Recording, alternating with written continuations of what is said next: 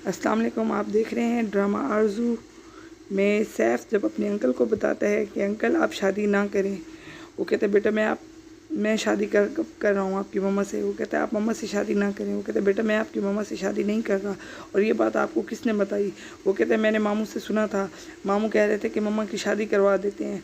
तो वो कहते हैं बेटा आपकी मम्मा के लिए शादी करना ज़रूरी है, क्योंकि आपकी मम्मा बहुत अकेली हो गई हैं। वो ना हंसती हैं, ना किसी से बात करती हैं, ना कहीं पे आती हैं और ना ही कहीं जाती हैं। इसलिए उन्होंने आना जाना बंद कर दिया है, लोगों से बात करना बंद कर दिया है। इस पर सैफ रज़ामंद हो जाता है और वो अंकल को कहता है कि रज़ा अंकल अगर कोई और शख्स आएगा मम्मा से शादी करने के लिए तो मम्मा चली जाएंगी, तो इसलिए मेरी मम्मा से आप शादी कर लें। रज़ा इस पर हैरान हो जाता है और वो फरहा से कोशिश करता है बात करने की, लेकिन वो किचन में आती हैं और रज़ा को चाय सर्व करके चली जाती हैं, यानी कि वो उसको बात करने का मौका नहीं देती। फिर वो लॉन में चली जाती हैं और जैसे ही वो जाती हैं अपनी सुरैया यानी कि अपनी मुलाजमा सुरैया से कहती हैं कि देखें कि क्या हाल हो गया है पौधों का। इस पर वो उसको मौका नहीं देती बात करने का। वो चाय पी के लॉन में आ जाता है।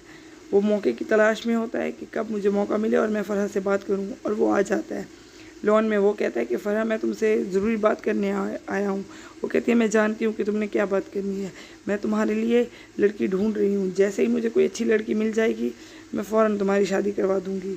वो कहता है नहीं, मैंने अपनी शादी की बात नहीं करनी, एक्चुअली मैंने तुम्हारी शादी की बात करनी है।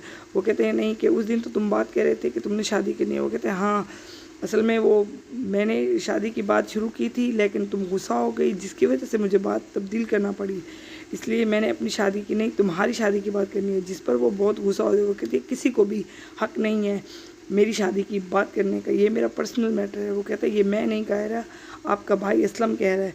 वो कहते हैं कि जो भी मैं ये हक किसी को नहीं देती कि कोई मेरी ज़िंदगी का मजाक उड़ाए या कोई मुझे इस टॉपिक पर बात करे मेरे साथ। तो वो उससे नाराज़ हो रही होती है। वो कहती है तुम अभी इस वक्त मेरे कमरे से चले जाओ, जिस पर वो बहुत हैरान और परेशान होता है और फिर वो चला जाता है। लेकिन वो कहता है कि तुम्हें खुश रहने के लिए ये स्टेप उठाना पड़ेगा। लेकिन फ़रहा नहीं मानती, वो बहुत ज़्यादा गुस्सा कर जाती है। शादी का नाम सुनते ही उसको गुस्सा आ जाता है और वो नहीं करना चाहती। बस वो रज़ा बैठकर सोच रहा होता है कि इतने में सैफ आ जाता है और वो अपने रज़ा अंकल को बताता है कि मम्मा बहुत ज़्यादा रो रही हैं। वो कहता है हाँ बेटा, आपकी मम्मा ने तन्हाई को चुन लिया है, अब वो कभी इस तन्हाई से बाहर नहीं आना चाहती और ना वो कभी आएंगी बाहर। वो ना अब लोगों से मिलती हैं, ना बात करती हैं, ना कहीं पर आती हैं, ना जाती हैं। तो इसलिए तुम बस अपनी मम्मा के साथ तुम्हें ही रहना पड़ेगा और खुश रहना पड़ेगा।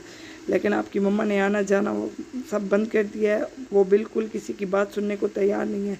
वो कहता है सैफ के मम्मा की शादी करवा देते हैं। वो कहते हैं नहीं, आपकी मम्मा इस बात को सुनने को भी तैयार नहीं है। वो सैफ अपनी मम्मा से कहने आता है कि मम्मा प्लीज़ आप दूसरी शादी कर लें। उसकी मम्मा एकदम से गुस्सा कर जाती है और वो अपने बेटे की बात नहीं सुनती और वो रोता है। फिर उसको अपनी मम्मा को बताता है कि मम्मा प्लीज़ आप दूसरी शादी कर लें, जिस पर उसकी मम्मा को बहुत ज़्यादा गुस्सा आ जाता है और उसकी मम्मा सैफ को थप्पड़ मार देती है। सैफ रोता हुआ रूम से बाहर चला जाता है।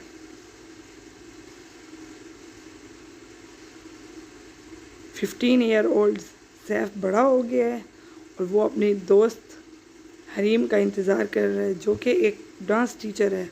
वो कहते हैं तुम इतनी अच्छी क्वालिफ़िकेशन की हुई है, तुम क्यों डांस क्लास लेती हो, तुम मेरे ऑफिस में आ जाओ, मैं तुम्हें अच्छी पोस्ट पर जॉब देता हूँ। वो कहती है नहीं, मैंने नहीं करनी जॉब। इधर फ़रहा उसके यानी कि हस्बैंड जहाज़ेब का बर्थडे सेलिब्रेट करने के लिए इतना अच्छा तैयार होती हैं, जिस पर वो उसको ख्याल आता है कि जहाज़ेब ने उसको कंगन गिफ्ट किए थे। वो नाराज़ होती हैं और वो उसको गिफ्ट करती है। वो कहती है अच्छा अगर कंगन लाए हो तो अब खुद ही पहना दो, जिस पर वो उसको पहनाता है और फिर वो कहती है कि कंगन पहना रहे हो या हथकड़ी। वो उससे लेकर खुद ही पहनने लग जाती हैं। फिर वो मुस्कुराती हैं और उसका बर्थडे सेलिब्रेट करती हैं और केक कट करती हैं। जहाज़ेब को देखती है और मुस्कुराती है। सब ये सैफ सब कुछ ये देख रहा होता है और वो अपनी मम्मा को देखता है कि मेरी मम्मा आज कितनी खुश है और कितनी प्यारी लग रही है।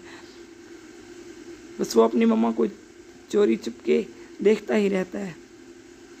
इतने में उसकी कज़न सरवत आ जाती है, जो कि वो उसको बुला लेती है। उसकी अम्मी और उसके अब्बू, सरवत के अम्मी अब्बू बातें कर रहे होते हैं।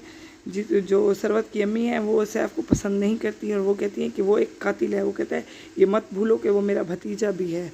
वो कहती है आपका भतीजा है इसलिए आपसे बात कर रही हूँ। सरवत उसे बताती है कि तुम आज घर क्यों आए हो जल्दी।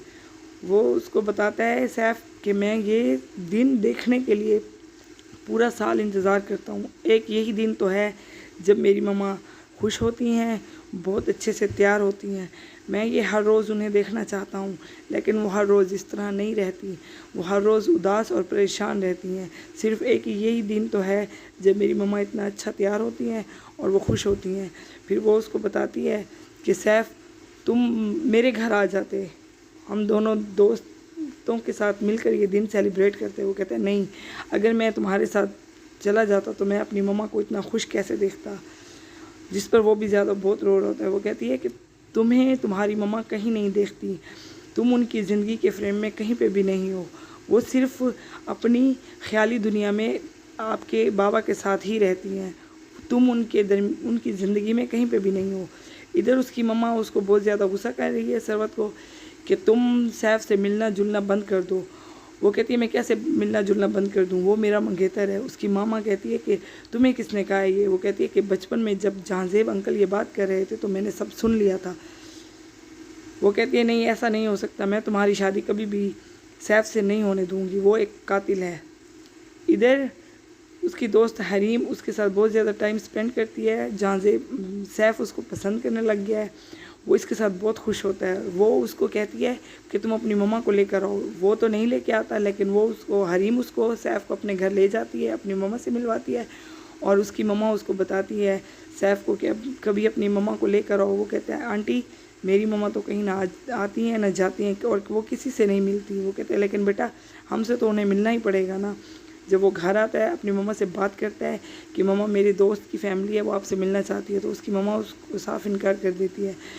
फिर वो हरीम उसको फ़ोन करती है सैफ को और वो पूछती है कि तुमने मम्मा से बात की। वो कहते हैं नहीं यार टाइम नहीं मिला, मैं मम्मा से फिर बात कर लूँगा, इतनी भी क्या जल्दी है।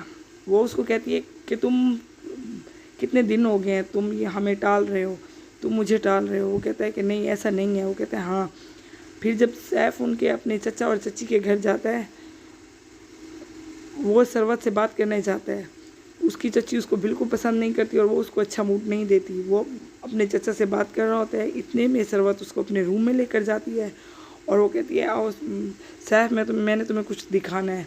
वो उसको इस बहाने में अपने कमरे में लेकर जाती है, जहाँ जाकर दोनों बातें करते हैं और सैफ उसको बताता है कि मैं आज तुमसे बहुत ज़रूरी बात करने आया हूँ।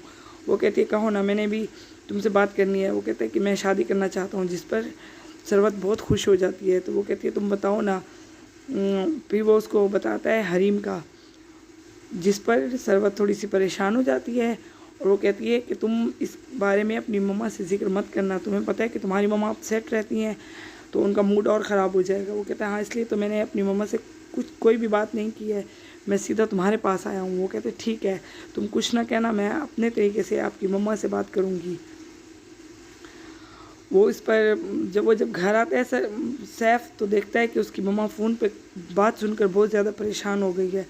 वो असलम अंकल की डेथ हो गई है और वो अपने बेटे को बताती है। वो रो रही होती है बहुत ज़्यादा। अल्लाह हाफिज़। चैनल को